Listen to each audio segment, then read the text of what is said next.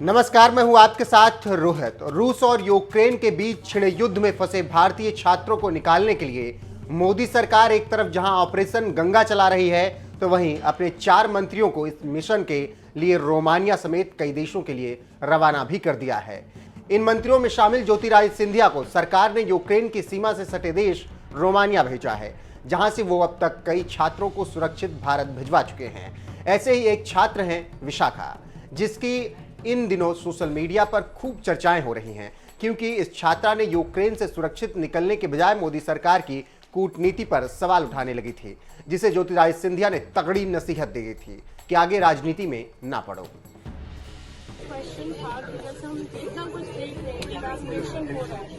अभी आपने सुना ज्यादातर लोग चढ़ने में सीख रहे हैं, जो कि कंपेरेटिवली सेफर एरिया है। जैसे मैं भी आ रही हूँ ओडिशा से, ये भी बाकी जगह जहाँ पे हालात खराब है उससे ये बहुत सेफ है। मेरा भाई अभी तक खारकीव में फंसा हुआ है और आज आपने शायद सुना ही होगा उसमें एक कॉलेज के स्टूडेंट की डेथ हो चुकी है।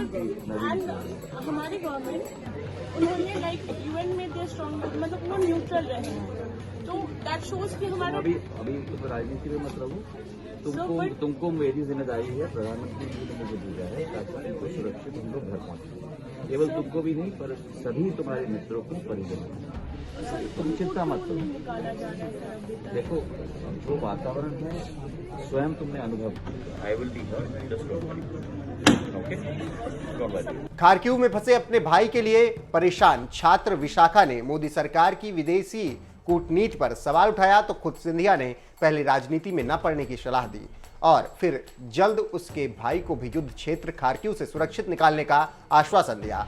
और अगले ही दिन यानी 3 मार्च को केंद्रीय मंत्री सिंधिया एक बार फिर छात्रा विशाखा से मिले, लेकिन इस बार छात्रा विशाखा के चेहरे पर मुस्कान थी और वो बेहद खुश नजर आ रही थी, क्योंकि खारकिव में फंसा उसका भाई भी अब उसके साथ था। यही वजह है कि खुद सिंधिया ने एक ट्वीट में लिखा, अगले दिन एक बार फिर से विशाखा से मिला। इस बार उसका उत्साह बढ़ा हुआ था और अपने भाई से मिलने के साथ ही उसे भारत के लिए उड़ान भरने की खुशी थी। मैं सभी से अनुरोध करता हूं कि सरकार दूतावास और जमीन पर मौजूद वॉलंटियर्स की ताकतों पर विश्वास रखें।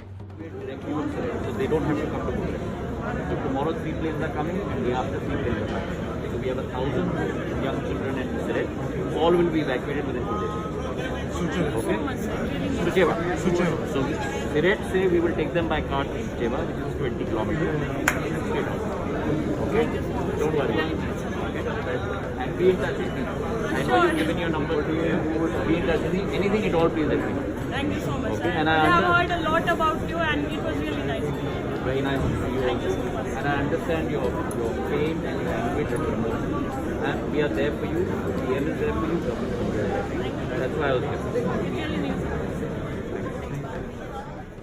विशाखा नाम की जिस छात्र को पहले ये चिंता सताई जा रही थी कि यूएनएससी में रूस के खिलाफ वोटिंग के दौरान भारत न्यूट्रल क्यों रहा, उसने रूस के खिलाफ वोटिंग क्यों नहीं की, वही छात्र खारकिव में फंसे अपने भाई के रेस्क्यू के बाद सरकार को धन्यवाद दे रही है। आपको बता दें कि भारत ने यूएनएससीए और यूएनजीए दोनों ही फोरम पर रूस के खिलाफ वोटिंग करने की बजाय वोटिंग से ही दूरी बना ली थी, क्योंकि रूस भारत का बहुत ही पुराना दोस्त है। यही वजह है कि इस छात्रा ने जब सिंधिया से पूछा कि रूस के खिलाफ भारत न्यूट्रल क्यों था, तो सिंधिया ने उसे सीधे नसीहत दे दी कि तुम अभी राजनीति में ना पड़ो।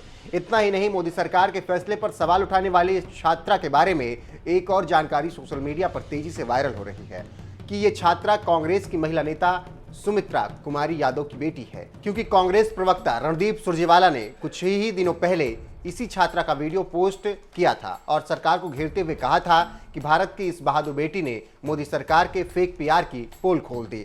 सुरजेवाला के इस ट्वीट पर सुमित्रा कुमारी यादव नाम के एक ट्विटर हैंडल से बताया गया कि ये मेरी बेटी है विशाखा। बहरहाल, भारत की कूटनीति पर सवाल उठाने वाली ये छात्रा अब जिस तरह से मोदी सरकार को धन्यवाद दे रही है, इस पर आपका क्या कुछ कहना, अपनी राय कमेंट कर हमें जरूर बताएं।